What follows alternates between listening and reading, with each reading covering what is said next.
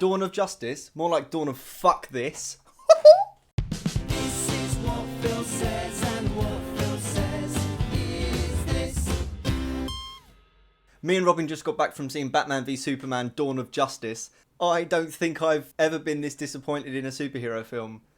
Ever. I think I was less disappointed with The Amazing Spider-Man 2. I'm going to do what I'm going to start calling film reviews. Because my name's Phil. And film has Phil at the start.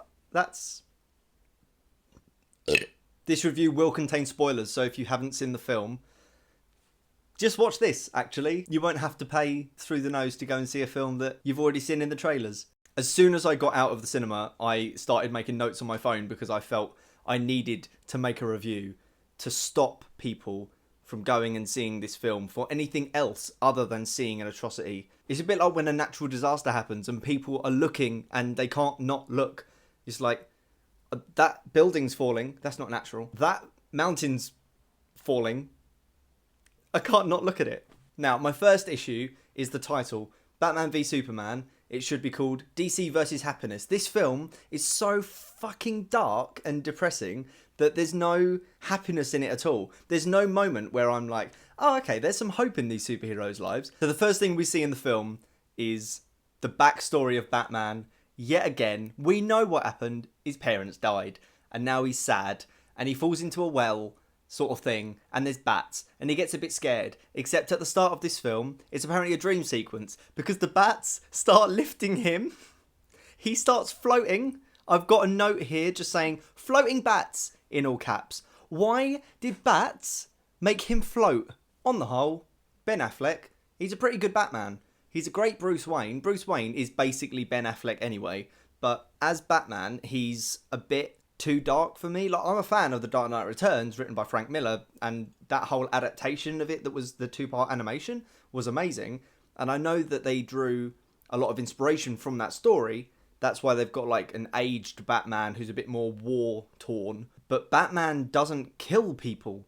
That's like the main thing that is separating Batman from the criminals. And there's like a throwaway line saying like, oh, everyone turns bad eventually, or something along those lines. Jeremy Irons as Alfred is really good. It was a little bit weird for me as a Disney fan to hear the voice of Scar from The Lion King coming out of Alfred from Batman. Now, on the Superman side of everything, yeah, he's a reporter and he's got the glasses and he's got the disguise, but if they're going for gritty realism, like they were trying to in the first film, where Clark Kent wasn't really known by anyone, like Clark Kent wasn't really a character outside of Smallville. When he was in Metropolis, he was sort of always Superman. So for him to have this just glasses approach to his disguise in this sort of universe is just a little bit too unbelievable for me. Superman himself is just whiny and mopey and not hopeful at all. There's one bit which is slightly happy, and that's when he gets into a bath with Lois, and that's because I can only assume because Amy Adams is in a naked bath. In a naked bath. She's in a bath naked. There's no character development for Superman.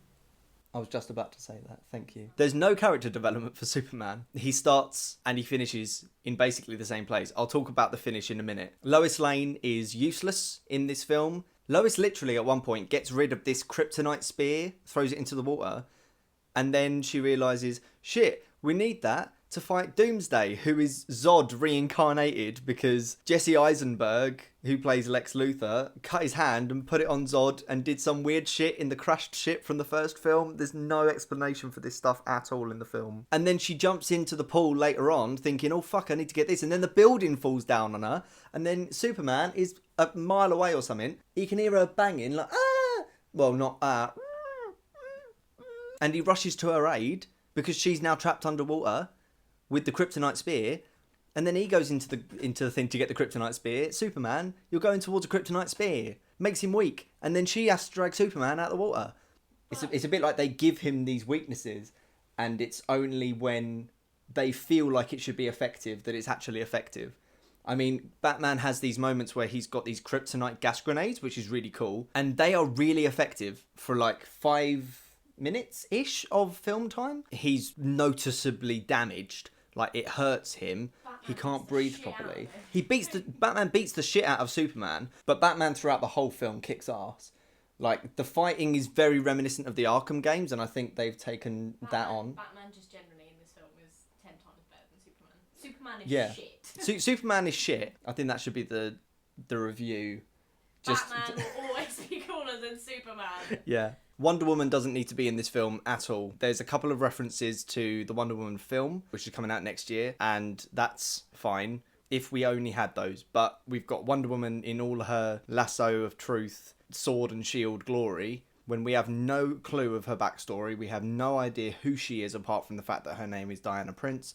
There's no real necessity for her to be there, especially not before she's had a solo movie. It's a little bit like if Captain America turned up in the first Iron Man film. There's a few little nitpicks throughout the film that I had in my head. One, there's a dream sequence where there's Batman in the desert. Batman in the desert is... Full balaclava, and then just fucking bat ears Yeah. poking at the top. There's one bit where Batman fires a tracer onto this van that he needs to follow, and when he's about to fire it, the music suddenly gets really dramatic as though it's this big thing, and then he just fires it, and then it just hits this... It's like, what? And then later on, he has driven the Batmobile into this van, and the tracer's fine. The tracer's fine, and it works. And it goes off, and he follows it.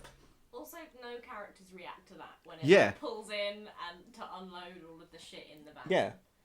Like, no It's like- character reacts to there being half the Half van. of the van there. In one of the chase scenes with the Batmobile and the tracer scene and all of that, the editing is really choppy. It feels like they had all this footage and then were like, let's use bits of all of it. This whole film felt like... It was a good, 7 to 10 minute chase sequence. Yeah. And it just wasn't needed. But It wasn't even that important. this whole film doesn't feel important. It feels like there wouldn't possibly be any deleted scenes.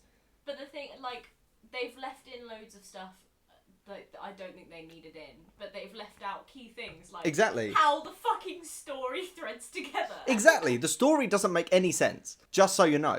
I think a good film, as I said to Robin when we come out the cinema, is being able to follow the plot points throughout the whole thing and say it after you come out the film. Even in Inception or The Matrix, with really convoluted stories that make sense, you can still find your way through the plot because it's written well and the script This was not written well. is just awful. It There's was so there's one bad. bit. There's one bit. Superman is about to go and attack Doomsday with the spear of kryptonite, whatever it is, and Lois looks at him, and that fucking music. It's the same sort of love theme from Man of Steel. It plays on every single emotional bit, and Superman just looks at her, and she's like, "No," and he's like, "I love you. I love you too." And then he fucks off. Then off he fucks. Also, speaking of the music, I heard bits of the Dark Knight music in there. Mr. Zimmer. There's also a fucking choir. There's a choir that pipes up for no reason. Literally, it's the same little bit. It's like just a for 2 seconds. Just randomly. Every now and then. Every now and then. And also, Lex Luthor's theme is a bit classical. And I like that. But... it started playing in like the very last scene of Lex Luthor is that he's in jail. This classical theme starts playing and he's just going ding ding ding ding Ding, ding, ding, ding ding ding ding ding. What? I know it's supposed to be creepy. It's supposed to be It's meant to be really sinister. yeah, It just sinister. looks It fucking just comes weird. off as weird. I mean, I liked bits of his character. I liked that he's going a little bit more loopy rather than campy. He has this little nervous tick at times. Did you pick up on that? He has like this bit where he goes, like in the middle of sentences. No, I didn't notice that. No, it distracted He's me. like me, he stumbles with his words. Yeah, you're the only person I've ever met who's clumsy with words. He's- So there's one scene where Batman emails Wonder Woman with information on everybody else in the Justice League because, of course, there's going to be information on everybody else in the Justice League, because that's just a screenwriter's goldmine, isn't it? Like, oh yeah, let's just have an email with all the information that our characters need to know. Not only do the special effects for the Flash one look fucking awful, the Aquaman bit, he's squinting underwater. He lives in the water. He ain't squinting all the time. It's not like me without my glasses on. Do it right. So if you saw Man of Steel, you'll know that the ending is just a fight between Superman and General Zod. And Metropolis gets fucked up the arse. Like, full on rammed, right? Nothing is standing, it seems. And yet, 18 months later, the city's fucking fine. In this film, General Zod, who has now been reincarnated as Doomsday, essentially, is fighting Superman in Gotham and Metropolis. So now 2 cities are getting fucked up the arse. There's double the city anal. Okay, so basically the end of the film, this is my last thing. Superman dies. Spoiler. Superman dies at the end of this film. He gets stabbed in the chest by a sword finger, and he stabs Doomsday with the kryptonite spear. So therefore it. And then they both die. And then they have like funerals for Superman and everything. Lois is in Clark's room at the wake. Clark's mum, Martha Kent, not Martha Wayne, comes into the room and says, Clark sent this to here so that he could surprise you. And Lois opens it up. And what's in it? And Robin said to me, it's going to be a fucking engagement ring. It was a fucking engagement ring. Oh, wait till rub salt in the wounds. Here, hey, my son died, but he was going to propose to you. Hope you're nice and lonely now. Fucking puts it on. Does she put it on? Did she put it? You know, there's the scene where she's like got the dirt and she's the first person Right. to put the dirt on his coffin. Right. There's no one else when she does that. You'd think his mum would be Yeah. there. No, it's just her. And she's got the fucking ring on. Right. She's wearing it. And then the final shot of the movie, the top of the coffin where Lois has just dropped some dirt. And then the dirt just starts floating a bit, like Inception, you know, when the thing just starts to wobble. That's how they end the film. That's not a cliffhanger. We know Superman's alive. It's fucking Superman. And the Justice League has to happen. And the Justice League has to happen. Because they fucking announced the whole of the Justice Yeah. League in this film.